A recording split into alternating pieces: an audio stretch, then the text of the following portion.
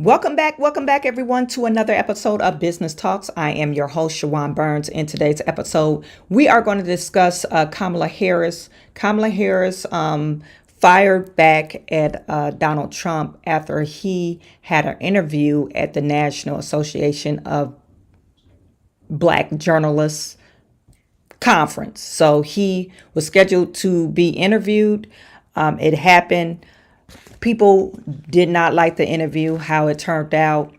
I think I commend Donald Trump for even showing up in a hostile environment, but it's whatever. Liberal media is spinning it to a point of no return. I guess enough people are not mad enough about what was said during the interview, so now they're going to make it something else. And they're trying to rehash that old lie that Donald Trump is this big racist and white supremacist guy. Anywho, we're going to discuss that. And then we got some other things that we want to discuss about Paris Olympics. So you guys stay tuned. Something like this. Looks a little bit like I can't miss. Hey, this is what you call a bad. What? This is what you call a bad. Something like this. Looks a little bit like I can't miss. Hey, this is what you call a bad. What? This is what you call a bad.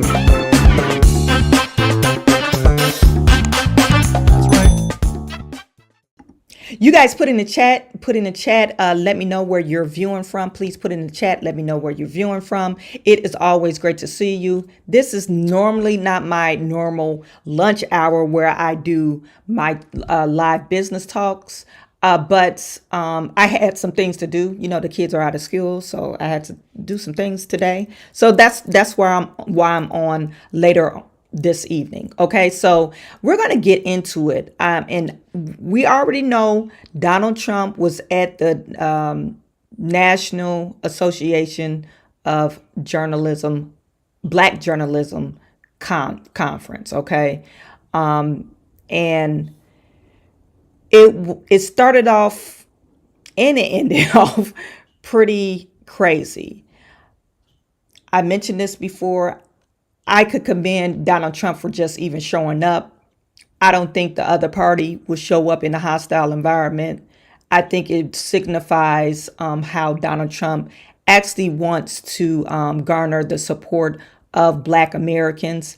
And I really truly think if we get past the fluff and the programming that the media has been programming us since 2016, since Donald Trump won his first election, I think Donald Trump is actually being sincere. And just to make a stark comparison to Kamala Harris bothered. She didn't even show up. She was supposed to show up, I guess, quote unquote, on Zoom or to be there. That's what they told Donald Trump. And she wasn't there. So if we're talking about who really cares about Black Americans, who really cares about putting the things and the policies forth for Black Americans and to benefit the whole entire country, I think Donald Trump has Kamala Harris beat, hands down. Okay, you might not like what I'm saying. I know I do have a lot of Kamala supporters, but hands down, I believe that Donald Trump actually showed and proved, hey, I can, work out difficult situations. Okay, Kamala Harris, not so much. Okay, so this is what I want to share with you. And like I said, this happened during yesterday. This conference, he went yesterday, and he's getting a lot of slack from what was said. Okay, so it started. This is the first question. Okay, Donald Trump actually comes out. Let me see if I want to share that. No, I don't want to share that. Donald Trump actually comes out and he mentioned that, you had me come out, but you were pretty much a half an hour late. You were a half an hour late, and you act like, number one, that's totally disrespectful. Okay, black folks is used to doing that CP time. It's disrespectful. I don't care if you knew this conference was going to happen. You need to be on time. I am the president of the United States, or former president. You wouldn't keep nobody else waiting. Why would you keep this man waiting? But the total disrespect that they have for this man, I'm surprised. Like I said, I commend Donald Trump for even showing up to answer questions. So this is the start of the interview. Check. We have a lot to get to, and we do not want to waste any time. So let's bring out the former president of the United States, the Republican nominee for president, former President Donald Trump.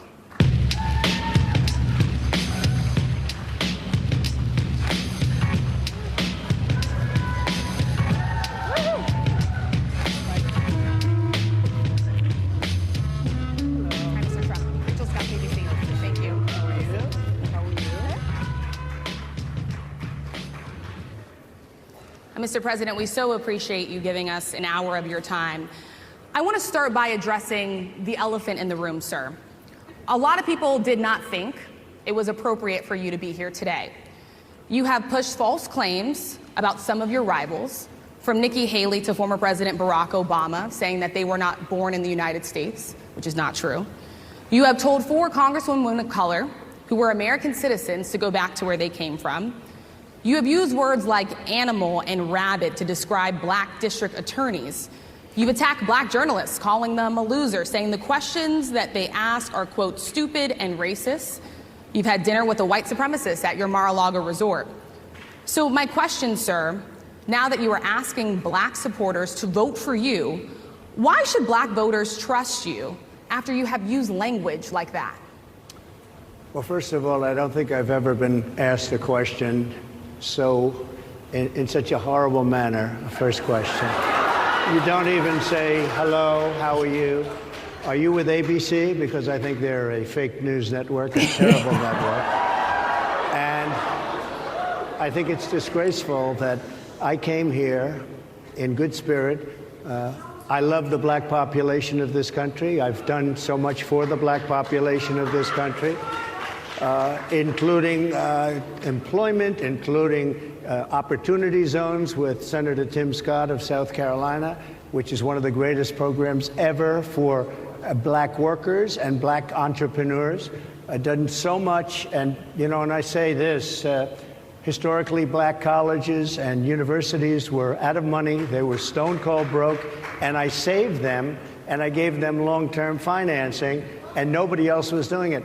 I think it's a very rude introduction. I don't know exactly why you would do something like that. And let me go a step further.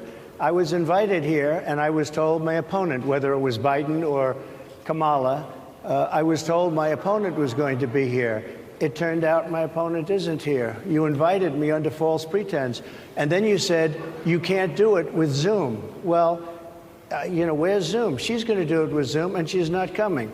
And then you were half an hour late. Just so we understand, I have too much respect for you to be late. They couldn't get their equipment working, or something was wrong. Mr. President, I would love if you can answer the question on your rhetoric and why you believe that black voters should trust you with another 4 years. I have been the best president for the black population since Abraham Lincoln. That's my answer. Better than President Johnson, who signed the Voting Rights Act? And for you to start off a question and answer period, especially when you're 35 minutes late because you couldn't get your equipment to work, in such a hostile manner, I think it's a disgrace. Let me just ask a follow-up, sir, and then we'll move on to other questions here. Some of your own supporters, including Republicans on Capitol Hill. I think we need to really understand why that happened. Okay, Donald Trump, he could get petty. Whatever you give him, he gives back to you. Now, you already know we haven't seen it lately because he could have went off on Joe Biden. He didn't. He kind of laid back on Joe Biden at that debate. He didn't have to do that. The way she started off, I don't think she should have started off this question, the line of question. He likes old girl, Harris Faulkner.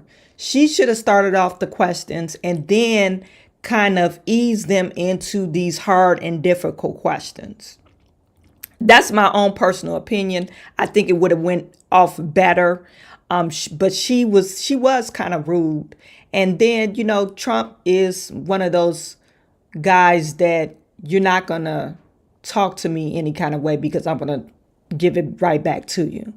So she gave him the snippy tone, and he gave it right back to her. And I don't know why she thought it was going to go over well for her. She probably didn't look at the types of how Donald Trump, maybe she didn't view past interviews about Donald Trump. I don't think it's nothing wrong with asking him, okay, why, the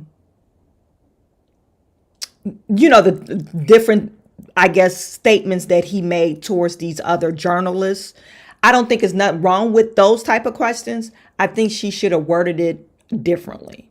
Okay. So when you get with a man, some men, they don't allow women to talk like that to them. They don't put up with no type of bullshit. And that's why that happened that way. Now she's about to ask about Kamala Harris. Have labeled Vice President Kamala Harris, who is the first Black and Asian American woman to serve as vice president and be on a major party ticket, as a DEI hire. Is that acceptable language to you? And will you tell those Republicans and those supporters to stop it? How do you define DEI? Go ahead. This is what's wrong with what I don't like about Black people. We get so offended, and then we say, oh, you should say to stop using that type of language. These are all grown people that's using this type of language. Oh, you guys, their feelings are hurt. Stop using this language. No, that's why we're living in America. They have the right to use that type of language. Another thing I want to point out before I let her, finish. You're saying that he should have came in, answered the questions, blah, blah, blah. But since 2000, and I believe James put it in the chat, since 2000, since Barack Obama, they've been race baiting everybody. Race baiting. Oh, hate, white supremacy, this. Then they put a name or a face to white supremacy. That was Donald Trump when he won the 2016 election. Oh, he's a race baiter. He's galvanizing his race people or whatever. Even on when that whole incident, when they said, oh, there were 5 people on both sides, they didn't play the whole incident because he did condemn the racist people. I forget who they were.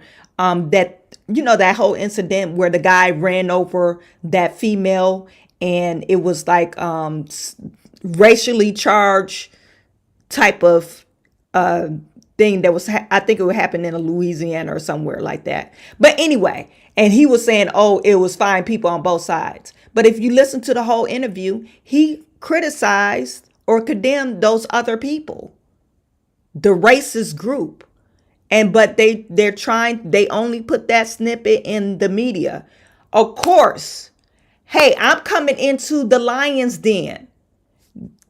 Most Black people don't like Donald Trump. Let's put that out there. He only has 30% of the vote. These people that's in the audience, they don't like him. You hear a few, claps and whatever, but he's, showing up saying, hey, I'm trying to win your vote. And, I'm here to answer questions for you. But Black folks, we are so one-track mind, literally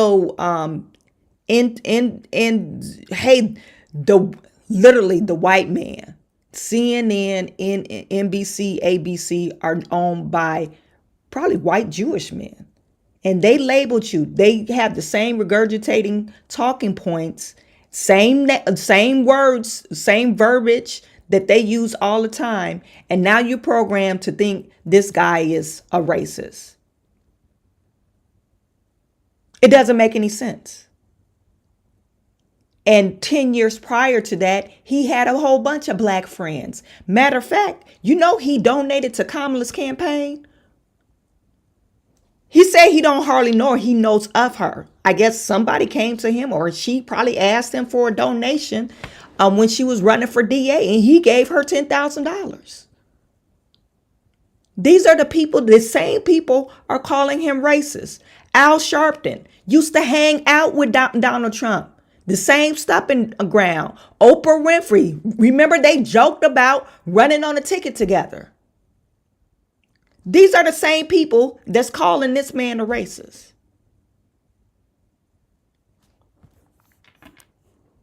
One track mind. And hopefully, I don't know how old these people are in the audience, but it doesn't make any sense. It's like, okay, so now we got to believe Donald Trump is a racist. I never thought Donald Trump was a racist. Reason why I didn't vote for him in 2016, I just didn't think he was serious. I really didn't. I thought he was like, oh, I'm a billionaire. What else can I do? Let me just try to run for presidency. That's what I was thinking about Donald Trump. Didn't really think he was taking it serious. But when he got in the job, he took it serious. How do you define diversity, equity, inclusion? Okay, yeah, go ahead. Is that what your definition? That is give me a literally definition the words then. Would you give me a definition DEI. of that? Give me a definition of Sir, that. I'm asking you a question, No, a you very have to direct define question. it.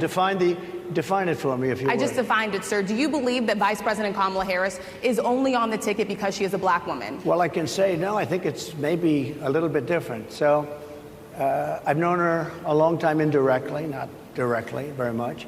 And she was always of Indian heritage, and she was only promoting Indian heritage. I didn't know she was black until a number of years ago when she happened to turn black, and now she wants to be known as black. So I don't know, is she Indian or is she black? She is always But you know identified what? as a black woman. I She went to a respect either historically black one. college. I respect either one, but she obviously doesn't, because she was Indian all the way, and then all of a sudden she made a turn, and she became a black person. Just to be clear, sir, do you believe I that think she is somebody should look into that too when you continue in a very hostile, nasty tone. It's a direct question, sir. Do you believe that Vice President Kamala Harris is a DEI hire, as some Republicans I really don't have know. said? I mean, I really don't know. Could be. There are some, and there are plenty. I know this lady right over there, Harris, is a fantastic person who just interviewed me at length. And we had a great interview, I think, and I heard you got very good ratings on that Well, interview. you told me it was the longest one of your life, so we had a good discussion. Look, I want to talk about why you're here today. I mean, it is not lost on us how divided we are as a country. Harris is an older female, so she probably knows her interview styles is probably different. She's a younger girl, so she probably don't know. You get more bees with honey. Like I said, I think she had every right to ask those questions because we want to change people's mind. She has every right to ask those questions, but the manner of which she asked those questions, it set him off. And he was waiting for 30 damn minutes. Totally disrespectful. I'm a busy man. I got a lot of shit going on. And you can't respect my time. So, and then you come out here acting like I owe you something. No, I owe the people, the audience something, but you don't have the right to be snippy with me. They keep on pinpointing or honing down on Kamala Harris' heritage or identity. Yeah, she might identify as black. Old girl said, oh, she went to a black university. I went to a HBCU. There were other races besides black people there. Just because you go to the HBCU doesn't mean you're a black person. Doesn't mean you're a black American. Usually they equate black with black American is literally your nationality. So for her to say, oh, she went to HBCU is just totally ridiculous. And I don't think she did her research because just in 2016, Harris was elected as the DA. She was identifying as a Indian or Asian American or Indian American. Does it matter? No, the hell it doesn't. But what I have a problem with is Kamala Harris hitching her name to the black identity and using all these black folks, and everybody, all the black women is like, oh girl, black girl magic. Yeah, she's an AKA ski, whatever they say. And, you're trying to force everybody to vote for Kamala Harris because she is black. You being disingenuous. It doesn't make any sense. We're going to just listen to Harris Faulkner, and then I'll get to some of your comments. And as you were coming today, we really got to see that we were divided along the lines of race, along the lines of gender. And there is this question of, in this moment where we are, why come here? What is your message today? My message is to stop people from invading our country that are taking, frankly, a lot of problems with it. But one of the big problems, and a lot of the journalists in this room I know and I have great respect for, a lot of the journalists in this room are black. I will tell you that coming from the border are millions and millions of people that happen to be taking black jobs. You had the best. What exactly is a black job, sir? A black job is anybody that has a job. That's what it is. Anybody that has a job. All right. And Mr. they're taking the employment away from black people. They're coming in, they're invading. It's an invasion of millions of people, probably 15, 16, 17 million people. I have a feeling it's much more than that. And everybody's been seeing what's happened. The first group of people, the black population, is affected most by that. And Kamala is allowing it to happen. She's the border czar. She's the worst border czar in the history of the world. There's never been a border czar like this. She's never even essentially been. She said she was there once, but not the right part of the border.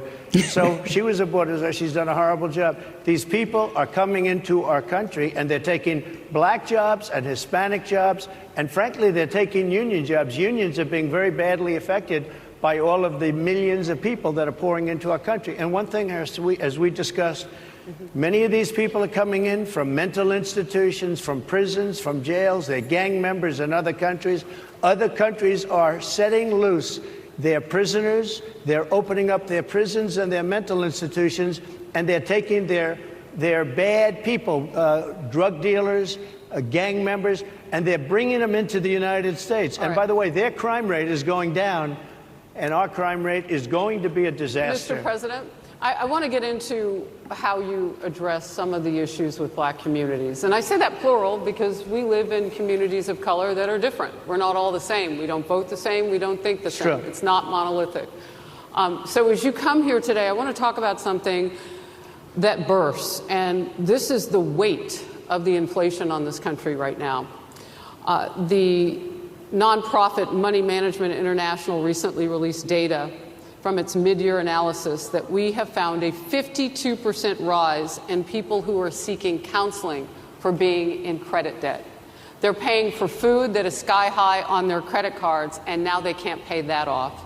The credit counseling nonprofit MMI, as I said, is saying now that they've seen surges that they haven't seen since we were in a pandemic of people in financial trouble. Much of that falls on the shoulders of single moms, single black moms, when you look statistically. Yeah. How do you turn it around? What's your plan for the black community when it comes to money? So, first of all, it's very hard to hear you for whatever reason because of the fact that they have bad equipment, because I guess, this woman was unable to get the right equipment. But it's very hard for me to hear you, but I can hear every other word. It's very difficult, actually. But so I don't know if they can fix it or do something with it, but I'll do the best I can with it. The inflation is absolutely destroying our middle class, our working class, virtually every class. Inflation is a disaster in our country. Inflation is a country buster. It breaks every country. And we had, in my opinion, the worst inflation we've had. They say it's 58 years, but I think it's much more than that. It's been devastating. And if you just take a look at a lot of things they don't include, like interest rates. Interest rates went from 2.4% to 10%, and you can't get the money. People can't buy houses. They no longer have the American dream. Young people, young black people, they don't have the American dream anymore. They can't buy a house. They can't borrow the money because of the cost of the money. They can't buy it because of the cost of housing, because of the cost to build it, because of inflation. Inflation is a disaster, and it's destroying our country, and it's destroying the black community probably as much or So what do more you do? than any What's your plan? You know what we have to do? We have to bring down the cost of energy, and that's going to bring down the cost of inflation. This was all started with a bad energy policy by Joe Biden. By the way, just if I might, I was running against a man named Biden. You probably saw that. And he was losing very badly in the polls, and then he had a rather bad debate. I would say it was a bad debate. I would say it was one of the worst debates in history. And his poll numbers crashed. And instead of saying, you know, let's keep going and maybe something happens the other way, they said, oh, we're going to replace him. Let's just replace him. That's like you're in a fight, a prize fighter's in a fight. He's not doing well. You say, let's bring in another fighter. So our whole campaign was steered toward him, and now we have to steer toward him. But ultimately, it's the same because they have bad policy. They have policies of open borders, unbelievable open borders, horrible energy policies. They want to get rid of, as you say, gasoline in cars. They want to get rid of oil. They want to get rid of efficient heating. Mr. President. Environmentally, what they're doing is killing our country. They're absolutely destroying our country. But the inflation is the thing that's hurting the black worker, the black population, and every other population within our country. Inflation is the worst it's been, I think, in over 100 years. And they'll fact check it. They'll say it's only 58. Whatever it may be, they don't add all the numbers. They don't add the really bad numbers, and you can check that too. But inflation, Harris, is absolutely destroying this country and the people in our country. Yes, Mr. ma'am. President, can I ask you another question Yes, that is also impacting black Americans? And that's very clear now. Good. I'm sorry? It's very clear. I hear you. Okay. So Sadia Massey, someone from Illinois, an unarmed black woman, was shot the other day in her home by a deputy sheriff. The deputy has since been charged with murder. You've said police would get immunity from prosecution if you win. Why should someone like that officer have immunity, in your opinion? Immunity? Immunity. I don't know the exact case, but I saw something, and it didn't look good to me. It didn't look good to me. Are you talking with the water, right? Yeah, well, police unions are not backing this person either. Okay. But again, why would... They're going to be charging the officer. I guess they're charging the officer. So why should he receive immunity? Well, he might not. I mean, it depends. It depends on what happens. I'm talking about people that are much different cases than that. We need people to protect ourselves. And by the way, in Chicago, as an example, a few weeks ago, July 4th weekend, they had 117 shootings and 17 deaths. Nobody wants that. Nobody wants that. We need to have our police officers have the respect and dignity back. In this particular case, I saw something that didn't look good to me. I didn't like it. I didn't like it at all. So can you get a little more specific back to the immunity question?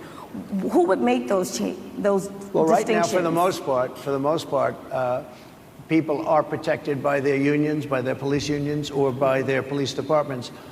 But I'm saying if I felt, or if a group of people would feel that somebody was being unfairly prosecuted because the person did a good job maybe with crime, or made a mistake, an innocent mistake. There's a big difference between being a bad person and making an innocent mistake. But if somebody made an innocent mistake, I would want to help that person. What would those exceptions be? What would determine You an go innocent after mistake? somebody, and it's a very close call, and it's very dangerous. And you know, they have the policeman's life and woman is a very difficult thing because sometimes you have less than a second to make a life and death decision, and sometimes very bad decisions are made.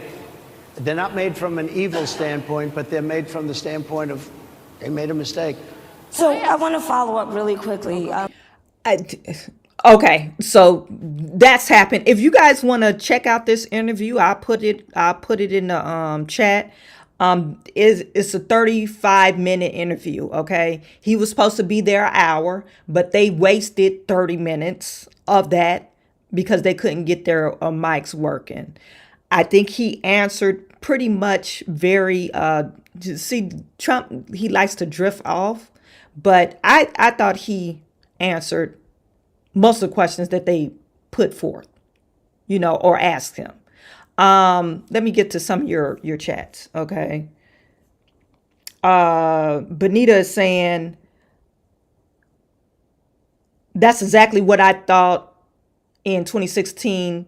He was just bored. My son and I was shocked when Trump won. Exactly. I couldn't believe, number one, I couldn't believe he was really serious. I didn't take him serious because, man, I just remember the debate. He was clowning everybody. I was like, Trump is like, he thinks it's, what it was that show he had? A really good show. It was called, at the end, if they didn't complete the challenge, he would tell them they were fired. But anyway, that's what I thought about him. Made in Texas. This lady needs to fact check because Kamala was on a cooking show claiming her mother heritage was West Indian or whatever it was called. Yeah, you're absolutely right. That cooking show with I think her name is Mina or something, but she wrote a bunch of shows and she was on the show with her. And she said, she identified as an Indian and not, I am an Indian. That's what she said. I'm from India.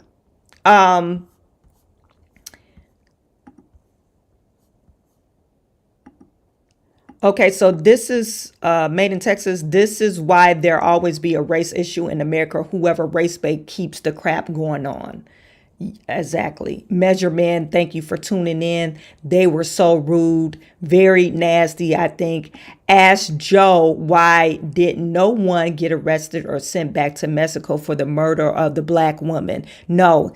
You know what? I'm glad Trump brought that border issue up. I'm glad he brought the black jobs up. So many people are offended by black jobs. And I'm glad he answered the way he answered. It's a job that anybody has if you're black. Like, that's a black job. Like, why are you having a problem with black jobs? And so many people that are in a higher affluent job description, like doctors and lawyers, they were getting online, making their own TikTok. Oh, I'm about to go fly a plane, and I guess this is my black job. It's like, okay, probably 1 or 2% of all pilots are black. So we're not talking about that. We're talking about statistically. Statistically, approximately 50% of black people work in service industry, manufacturing, or retail, or some type of labor. Okay, so those type of black jobs. Reason why I think, and I believe, reason why women were getting confused or offended by the word black job, because we got a lot of black women that's highly educated. Okay, so they have those white collar jobs, but they don't think about the black men. Most black men, they got the blue collar jobs. But if you had a man, you would be worried about it. If you had a man that was a blue collar worker, the border will be a problem for you.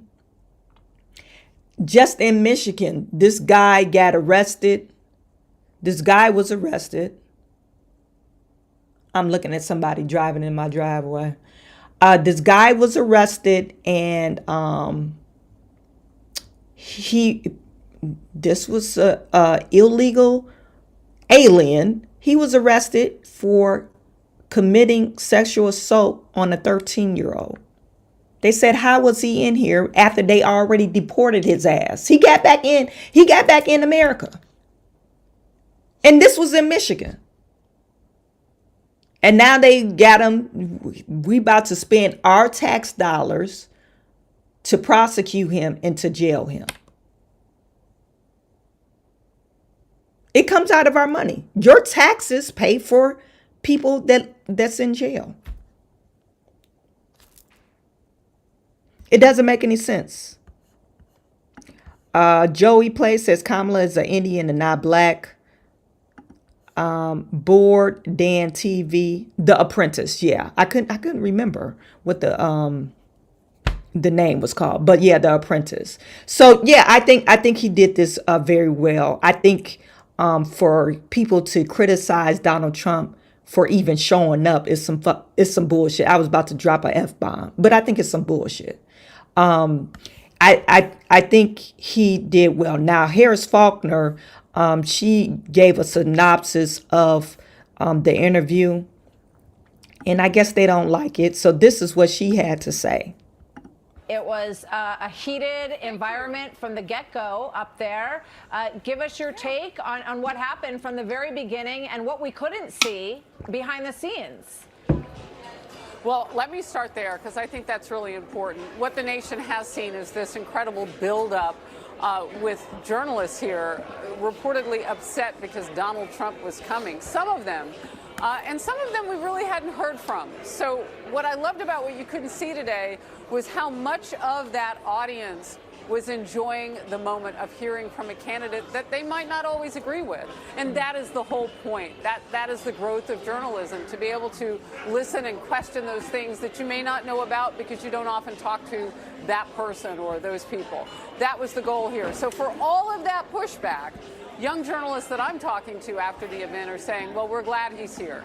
And look, you're always going to have a situation like we had today. It was very hard to hear on that dais because of the way the microphones were. They had a lot of technical issues going into this to make this happen.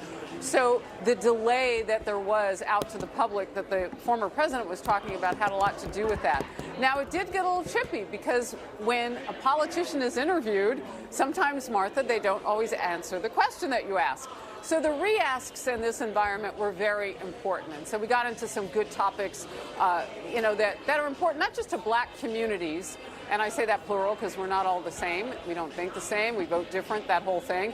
And I love that representation in the room, too. Had a lot of young people in the audience today who want to be in the position that we three journalists were in, and that is interviewing the newsmakers. And we got that. Now, from Donald Trump, we got a lot of talk about the border. And look, if she becomes the Democratic presidential nominee, Kamala Harris, that is an issue that they will continue to hit her hard on, Republicans in general, and particularly this former president.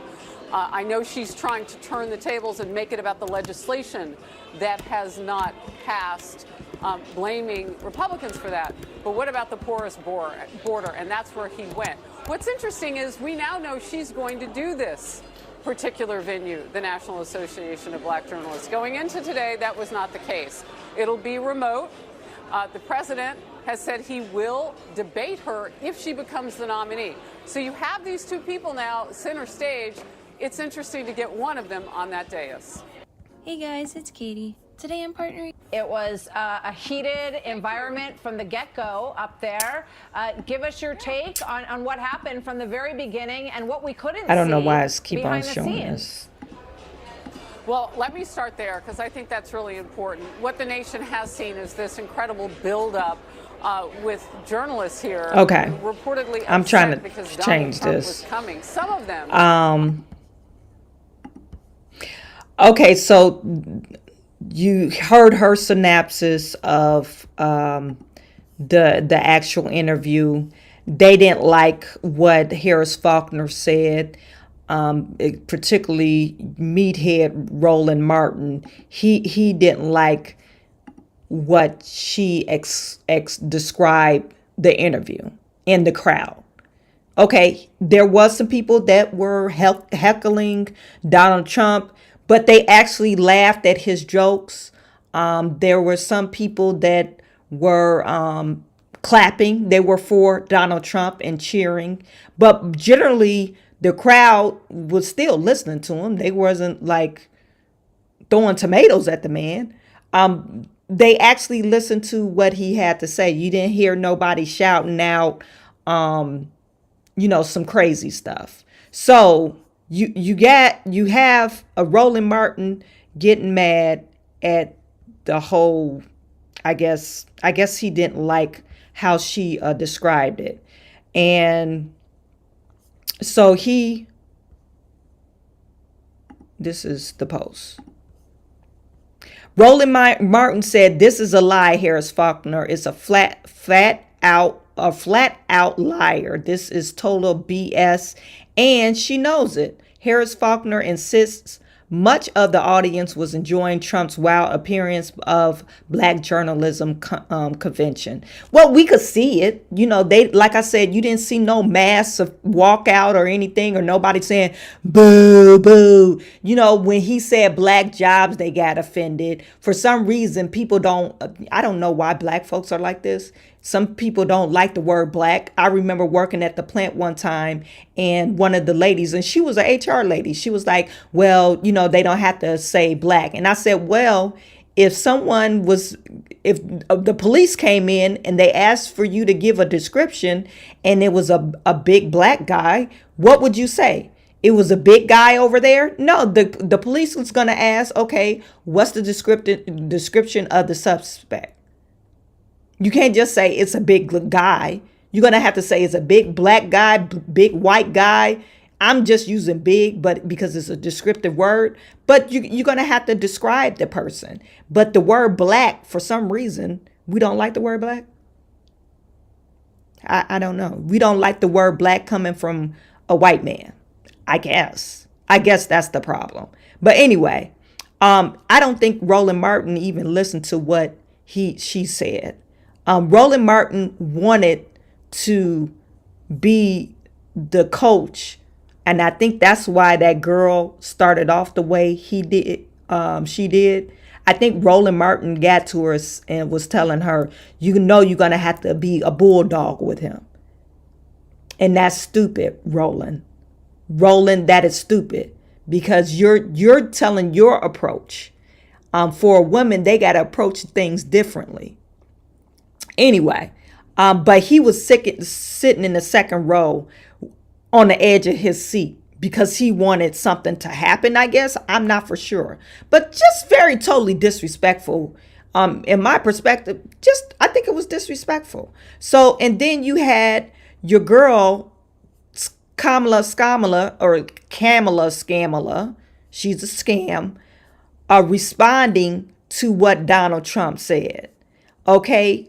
She's saying the statement on Donald Trump showing exactly who he is at the NABJ. Okay, this is the hostility Donald Trump showed on the stage today is the same hostility he has shown throughout his life, throughout his term in his office, throughout his campaign for the president, as he seeks to regain power and inflict harmful Project 2025 agenda on the American people. 2025 agenda, we've already established that. This is why I think Kamala needs to find another person to write his stuff. Everybody knows now, even the liberal people or people voting for Democrat, Agenda 2025 is not his agenda. It's called Agenda 47. It has nothing to do, no connection. And the extreme liberal people will say, oh, he has ties to the Heritage Foundation. The Heritage Foundation's been in inception before Donald Trump even got into political office. Okay? This is not a new thing. Okay? This is something that has been around for some years before Donald Trump even came around to get into politics. So we need to stop all that madness and just, these are the facts. He has his agenda up there. That's what we got to go by. Not no 925-page document, which people are not reading. And they're gaslighting. The people that's actually reading, that's on the liberal side, they're actually gaslighting and putting fear-mongering on for these liberals that don't like Republicans. Okay, if Donald Trump was a Democrat, they would love him. But he's a Republican, so they don't like him. Anyway, so Trump lobbed personal attacks and insults at the black journalists the same way he did throughout his presidency, while he failed black families and left the entire country digging out the ditch he left us in. What are you saying? What are you talking about, Kamala? Are you talking about COVID? Donald Trump has already proven he cannot unite Americans, so he attempts to divide us. That's what you're trying to do. You're attempting to divide us. You're being fake. going on having these rallies and start talking country, and you're from Canada. You lived in Canada. Come on now. Canada and San Diego.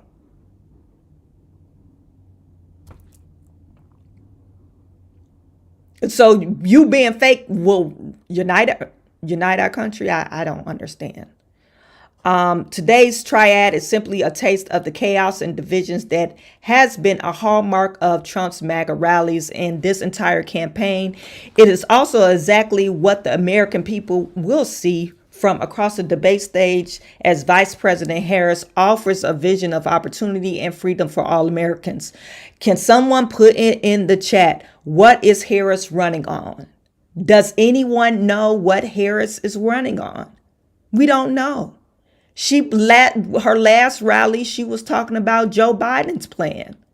I don't even think Harris knows.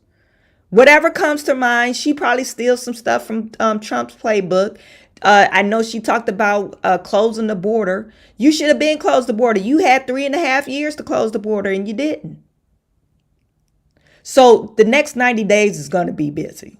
They're going to be busy. She said all Donald Trump needs to do is stop playing games and actually show up to the debate on September the 10th. You were supposed to be there today and you didn't. Or not today, but yesterday. And you were not. I posted this on my feed, on my X feed. If you're not following me on X, it's Chawanne B. Follow me on X. And I responded. I don't know if she's going to get it, but I responded. Liar, liar, liar. First of all, you didn't show up, Kamala. You're lying. You didn't show up. They started late as hell. It's very disrespectful. I already told you guys that. And NABJ lied to Trump. You were supposed to be there and you were not. And then fourthly, black women need to learn that you cannot talk aggressively to any man because they're going to check the shit out of you. You just can't talk aggressively to any man and think they're going to be like, oh, okay.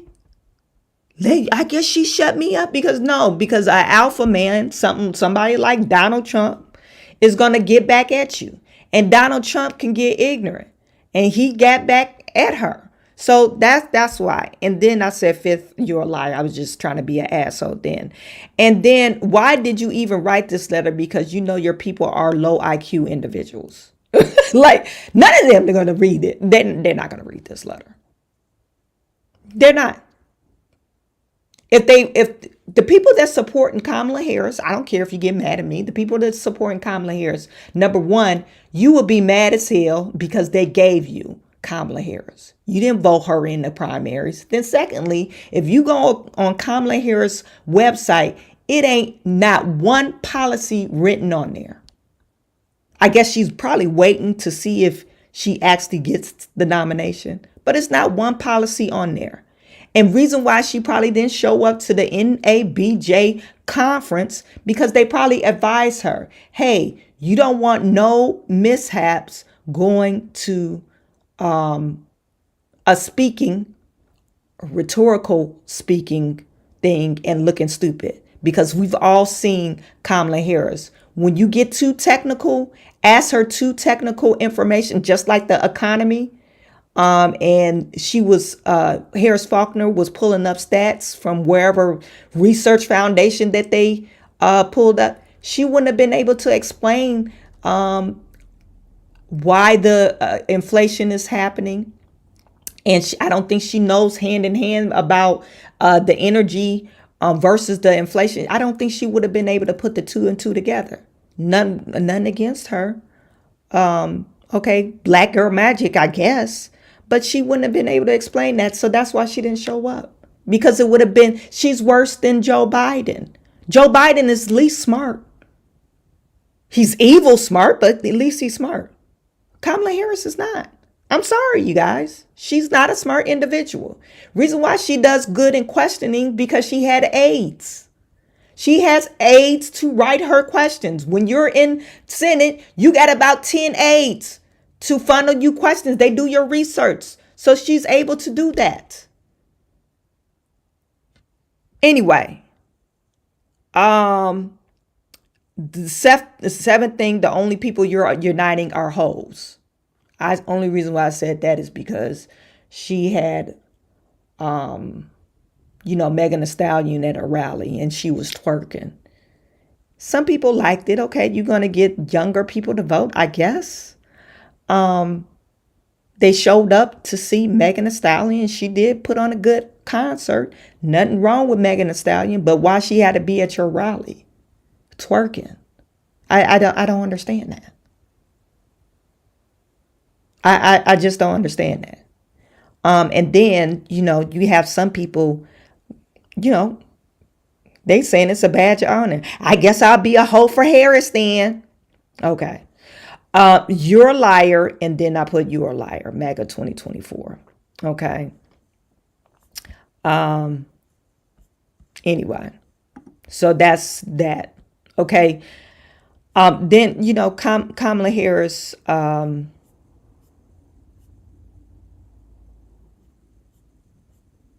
she's mad about that. Okay. Now, then you have Joe Biden. You guys put in the chat. Let me know what you think about that. Now you have Joe Biden. Joe Biden,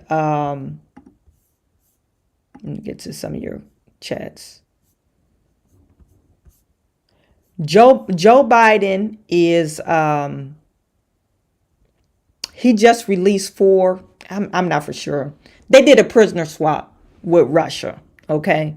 Joe Biden tried to get a mic drop, which would have been a good mic drop if people didn't know how to just Google it on the internet.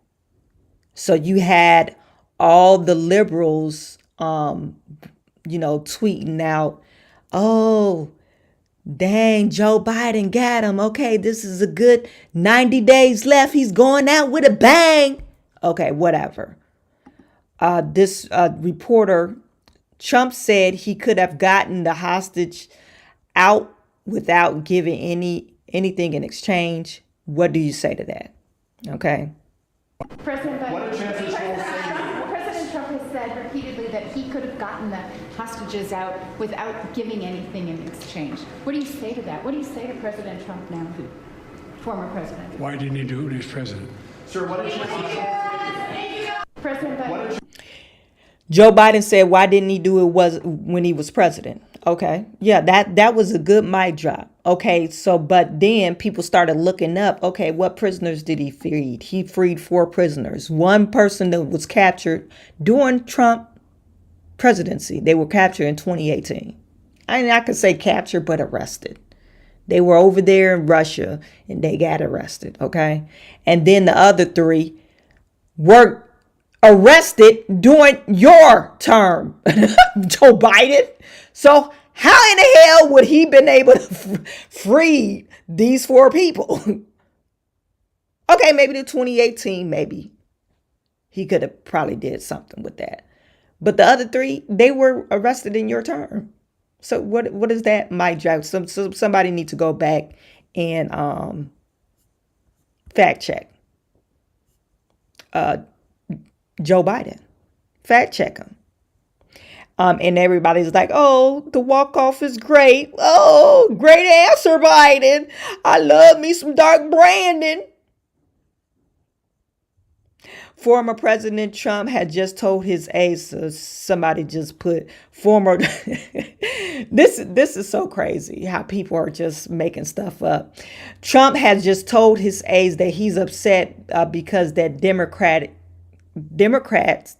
are on the news cycle and no one is talking about him this morning. Trump is furious that Putin didn't wait until after the election cycle to release any of the hostages. Okay, whatever. 2 of the 3 Americans wrongfully detained during Biden's presidency. So now everyone's mad at Donald Trump didn't invent time travel. Good. I think he released 4 people anyway, or they traded 4 people.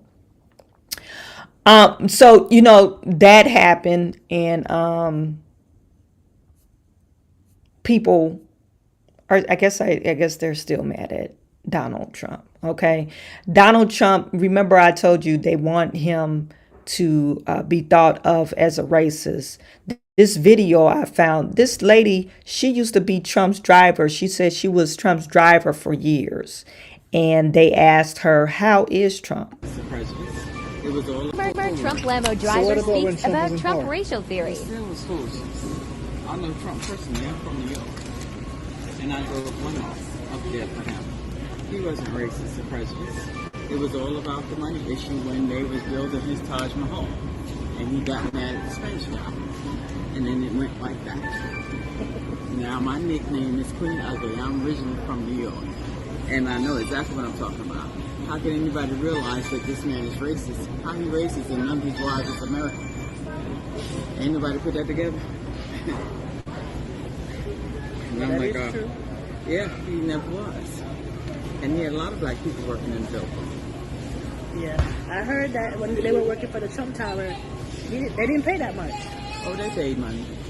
They made a lot of money. I'm from New York. I drove limo for Times Square, Illinois, and I drove cab, dispatch, and everything. They was making money. Just when everybody started going crazy. Okay, so that's her. She was Trump's driver, limo driver for some years.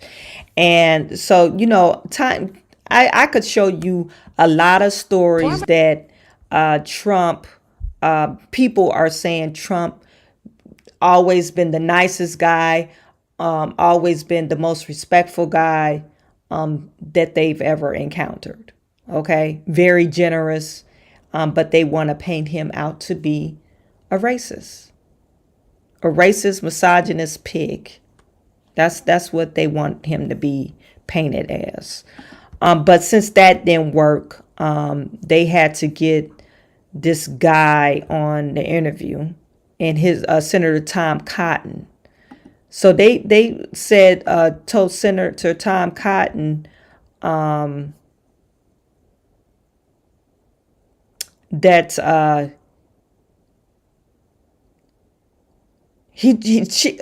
Caitlin Collins was trying to tell Senator Tom Cotton, hey, don't you think what Donald Trump said was wrong? And so he cooked her ass. Tom Cotton cooked her ass. And he had every right because, I don't understand why these people are like this. I just don't understand it.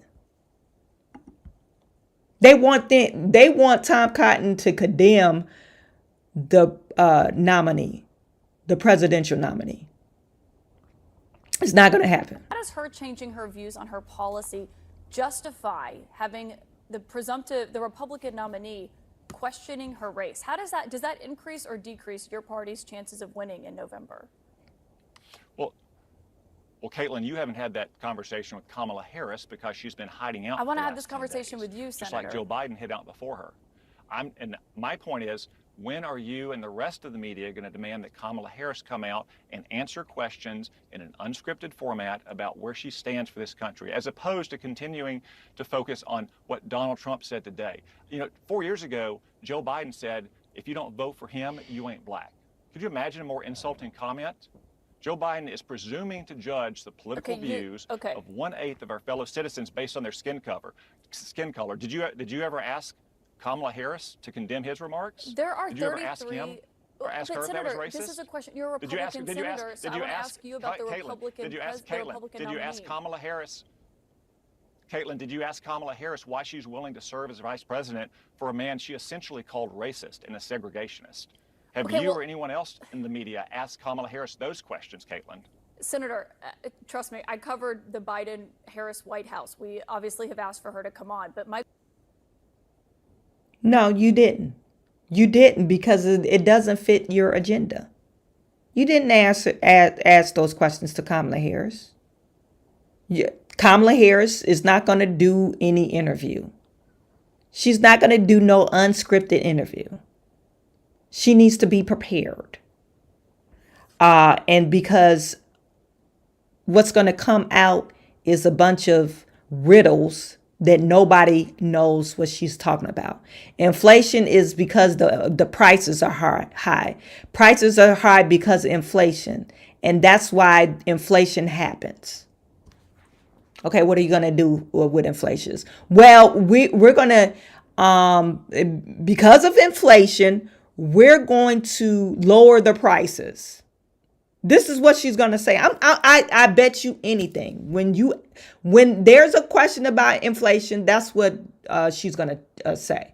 What about the border? You were named the border czar for 3 years, and you let the border remain wide open. What are your plans for the border?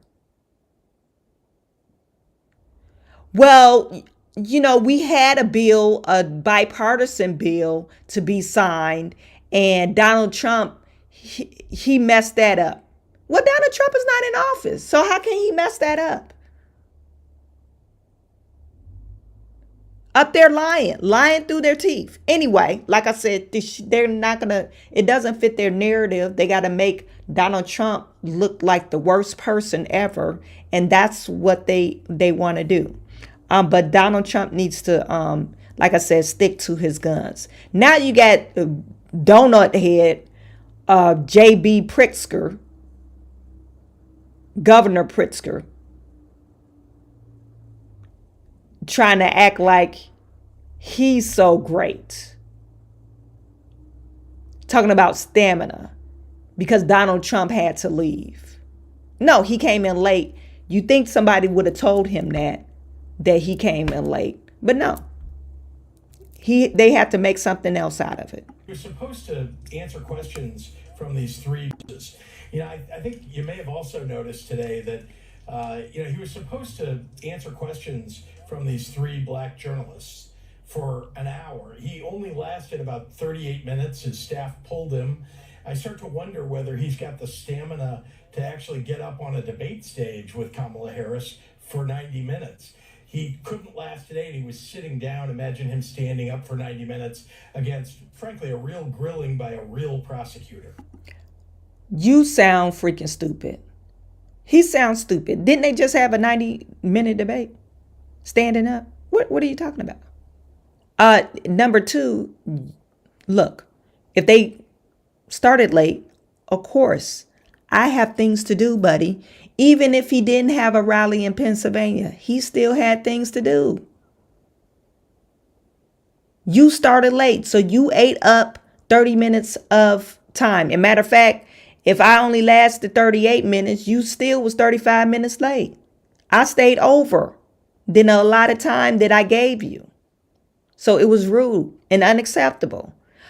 People with businesses and jobs, and he should know that, they know time is of the essence. You can't just waste my time.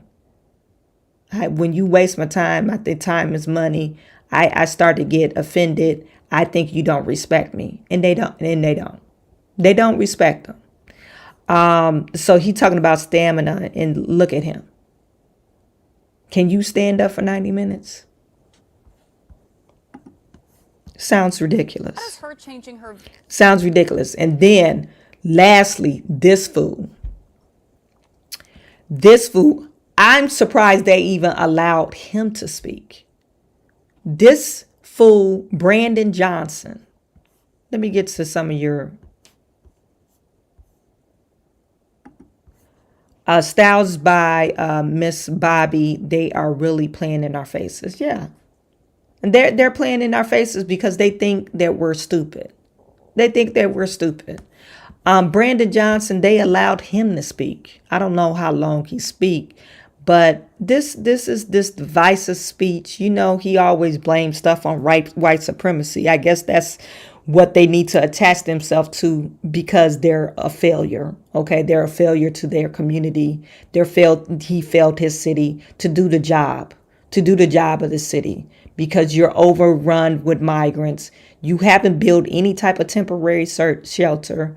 You're robbing Peter to pay Paul. You're shutting down local community schools and community centers and taking away resources from your black community or from your urban community.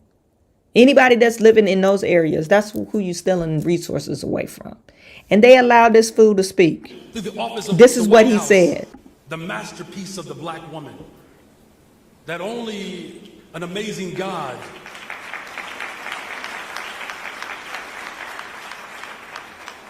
can take an Indian and a Jamaican and create somebody in his image, a black woman.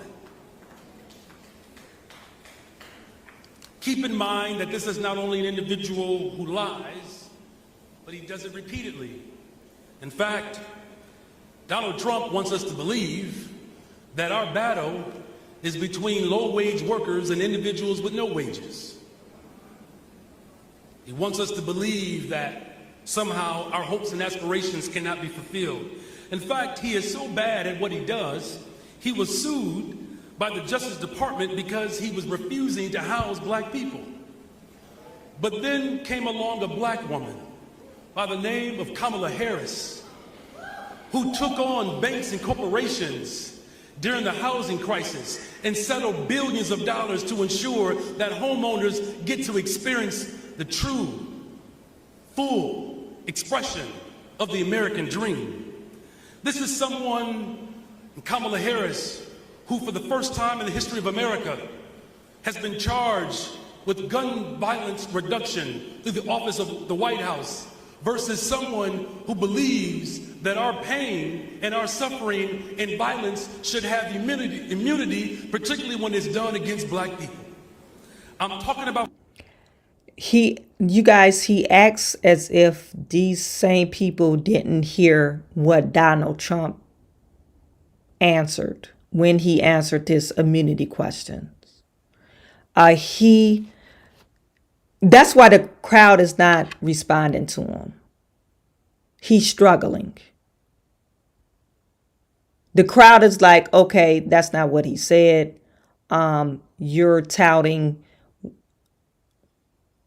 you're saying Kamala Harris is such a great person, but look at the border. Reason why Chicago exists the way it is and is overran by migrants or illegal aliens is because of Kamala Harris. Kamala Harris and Joe Biden. Let's just say Kamala Harris and Joe Biden. Kamala Harris could have went, and she was named the border czar. She could have went and to Joe Biden and say, hey, let's reinstate the HB 14 bill, or what was the bill called? Title 42 executive order. Let's extend it, or okay, we'll let that expire, but let's get the one written up so it could be Title 43, and we'll put in provisions like we wanted, instead of just not doing nothing. This woman and man literally didn't do anything for the last 3.5 years, and you up here praising her, and they didn't do nothing. What, you gonna blame the white man? Oh, it's the white man's fault. Well, Joe Biden is the white man, but yeah, the white man that's not even in office. That's who you blaming? Or no, you gonna blame that governor, the Texas governor. Oh, it's his fault. Not the black woman. Not her. And she was named the border czar. We're not gonna blame her. The lack of accountability is just so ridiculous. And you up here preaching to your own Chicagoans, and they know you're full of shit. That's why they're not even clapping. You got some fools in the audience clapping, but that's why they're not even receiving you well. The difference between a black woman and someone who sits in the office of lies. Be very clear that this room is filled with the hopes and aspirations and dreams of those who can only wish for this day. You have a special responsibility and an obligation to tell the story of those who couldn't tell it. Well, what I'm convinced of in this moment, that as the city of Chicago and the rest of the world looks for moral clarity, it is possible that darkness and hope lives in the same political realm, but it is the hope and aspirations of black journalists that get to tell the story of a young black girl who wishes and dreams to be an artist one day.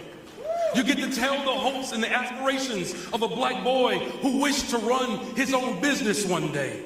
The power that you all have, you literally have the power to write our liberation into existence. You have that power. The power to make sure that racism is not the prevailing form of governance, but Is this guy, is he acting like we in the 60s or some shit? What kind of speech is this? You talking about being liberated? Like, Master, give us free. Like, what are you saying here? Okay, yeah, you had the right, you had the power to write about inspirational stories, but come on now.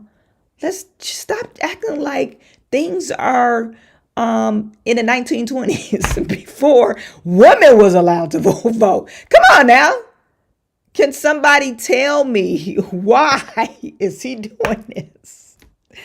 And you have some people in the background clapping. What kind of speech is this?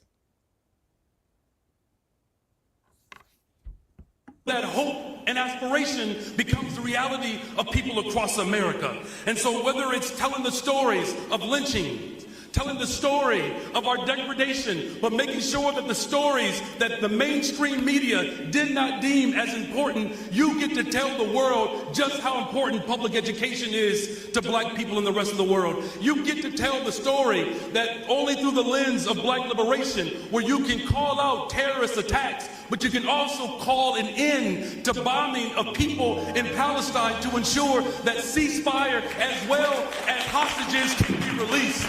That is the power of this room.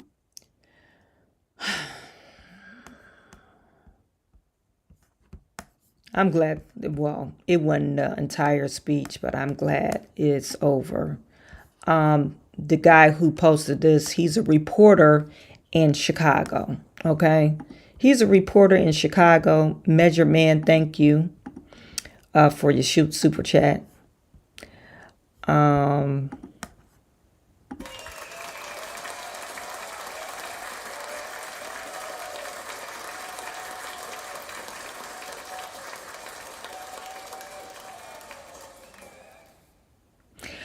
Measure Man says, please pray for our nation because this direction isn't it. Twerking for votes, identity politics, and gender agenda. Jesus be offense. Do we have a blueprint yet of her foundation? No, we don't. Everything he said can be done without Kamala. Exactly.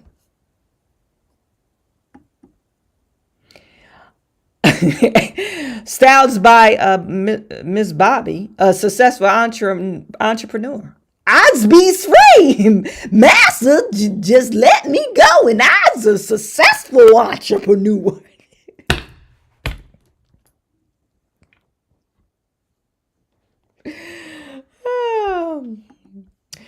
Pass me my BC powder. You got a headache. You got a migraine. Oh my goodness. Okay.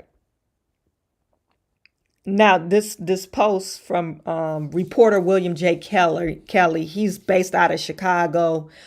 He mentioned that I am troubled that the NABJ allowed Chicago Mayor Brandon Johnson to deliver this extremely divisive political speech to their organization as a surrogate of presidential candidate Kamala Harris at their Chicago convention yesterday. Arguably, Johnson's statements were forced on color of Kamala's skin rather than the content of her character in order to attack the former President Trump, the GOP presidential nominee. This was a purely political speech, and this is a 501c3 organization. What did Johnson say? Sticking to substantive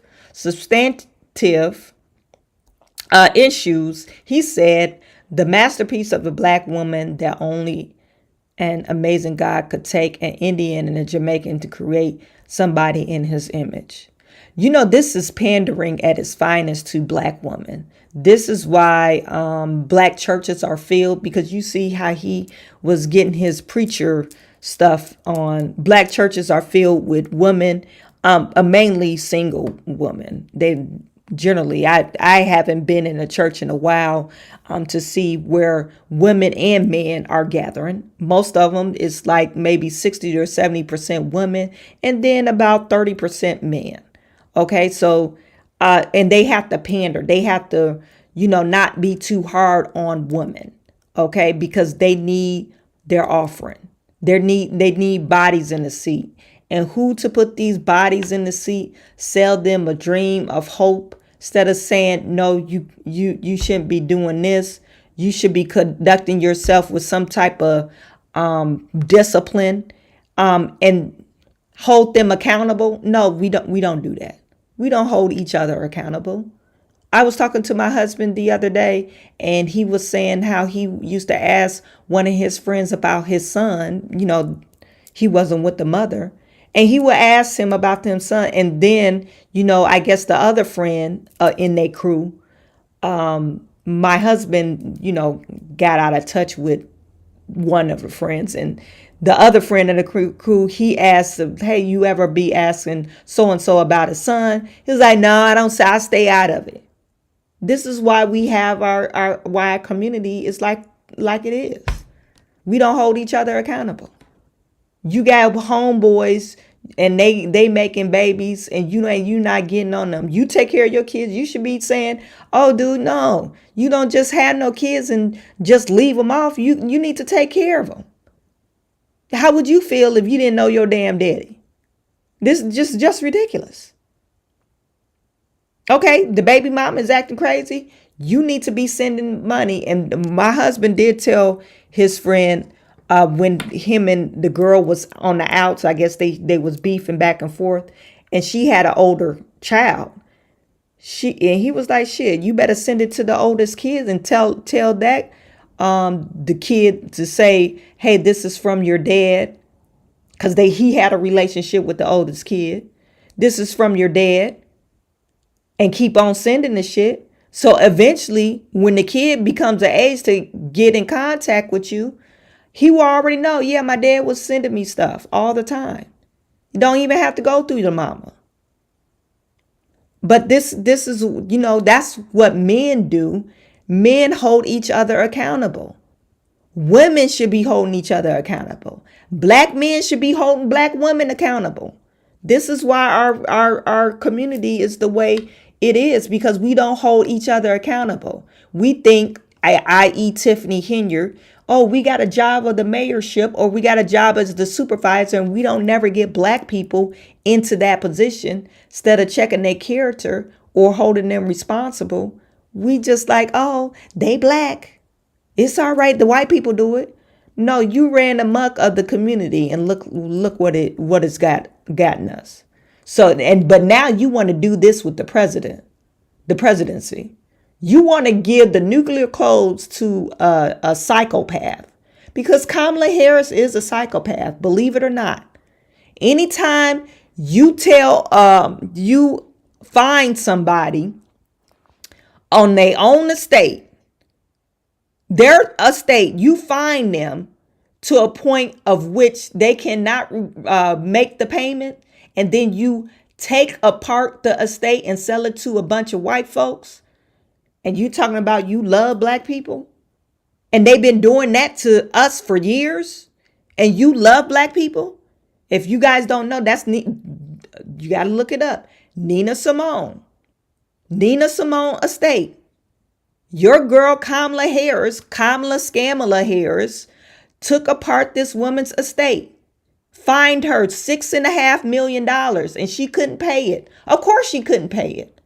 She fined her $6.5 million. Instead of working with her, putting her on a payment plan, she was like, okay, we just gonna sell it. And sell it to the white man. And you for the people. And nothing wrong with, I'm not saying nothing wrong with white people.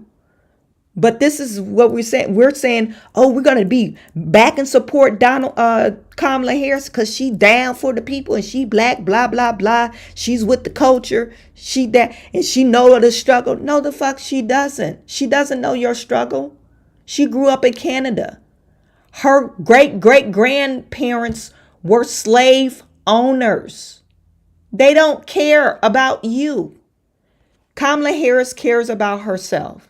I wish I had enough time, you guys. I will actually show you. Maybe I'll go through that tomorrow. Judge Joe Brown knows Kamala Harris. And in the video, he said Kamala Harris was a lazy prosecutor. That's was the word that got around town. Kamala Harris was the laziest prosecutor. Reason why cases went her way, because she was doing something strange for a little change, or she was hiking her skirt up. She was a lazy person. Very lazy.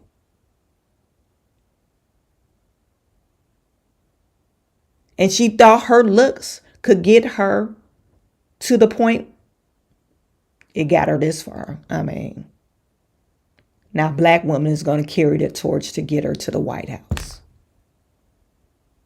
We really need to think about reason why I'm talking about Kamala Harris, and now I'm going to keep on talking about her until 98 days have expired. I guess when's the election, November the 2nd or whatever. I'm going to keep on talking about her because I don't care if I lost some subscribers. I don't give a shit. We need to wake up, people. Reason why black folks are in the state that we're in today is because we've always voted Democrat. We never questioned our black counterparts. We're not even holding Kamala Harris accountable. We're not holding her accountable. She hasn't presented not one policy to you guys. And we're saying we're going to vote for her ass. She was the vice president and she hasn't did nothing. She only had one job. And she only time we see Kamala Harris is because with some type of gay pride, she want to pander to the LGBTQ community, and she is pandering because she don't give a damn about LGBTQ either. She just trying to get her name on the wall. She don't care about you guys. And then the black community saying somebody racist. That's the only time she shows up. Because she wants to pander for votes. Oh, I better get real busy because the election cycle is coming. Then that's when she get to moving and doing something. Maybe conning people. Anyway.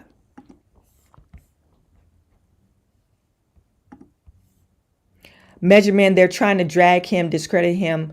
Check blogs at Chawanne Burns. Yeah. Can't do the lazy ESP. I'm sorry.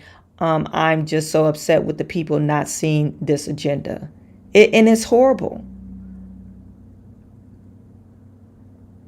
I'll send you more. Thank you very much. I really appreciate you. I'll send you more. It's hard to find channels like this. Yeah, you know what? I really appreciate every one single last one of you.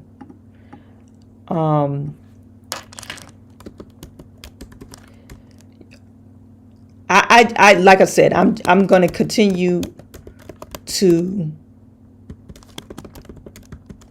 talk about Kamala Harris until election. Till election time. And I mean, I guess people are going to be mad at me. You're going to get mad at me. And there's nothing more I could say about that. It says the last measurement said the last time we sent her before the election, we did it, Joe. We did it, Joe. Joe, I'm so proud. Yes, thank you. I appreciate you. Whatever that laugh she does. Then went to ATL knowing she was supposed to be on the stage with Trump. Exactly. It's totally ridiculous. Totally ridiculous.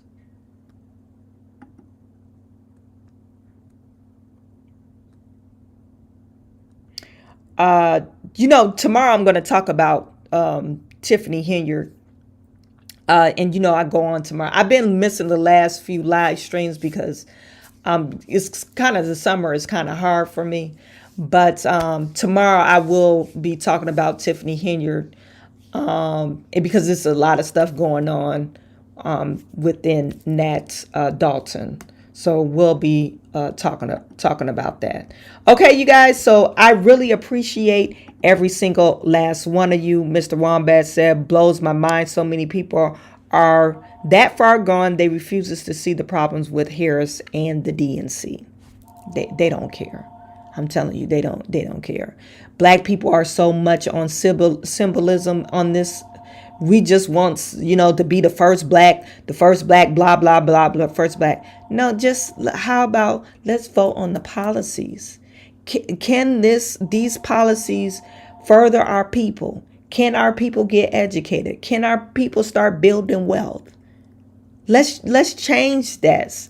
Change the dynamics, change our thought process, change our culture, because we have a culture problem. We definitely have a culture problem. So we need to start changing that. So you guys, I really appreciate every single last one of you. I am sending all my good to you. I will talk to you tomorrow.